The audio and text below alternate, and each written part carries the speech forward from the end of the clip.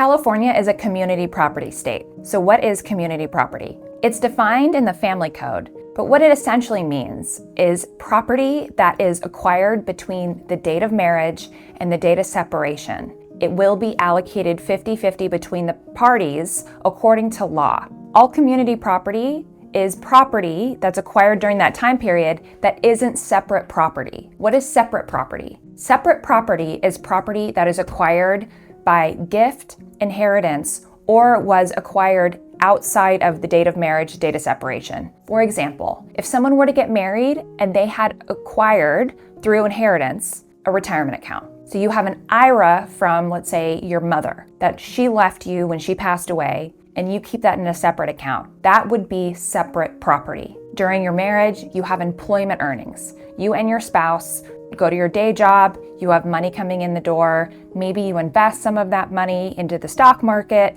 So any returns from that stock investment, that would also be community property. And then when you get divorced, if you're following community property law in California, then the separate property goes to the separate property spouse that received it, and the community property is going to be split evenly between the spouses. But what's beautiful about mediation is everything is up to the parties. There is no judge, and there's no judge that's going to enforce the law, and we are not limited to what the law says. You can decide, I understand this could be community property if we went to court, or I understand this could be separate property if we went to court. We're going to split everything equally, or I'm going to give the other spouse the retirement account that I inherited, and vice versa. You can essentially do whatever you want, and we can put it into the contract that would then become part of your judgment. But it's good to understand what the law is, and I highly recommend that if you are going to mediate, you still consult with a mediation consulting attorney to give you some insight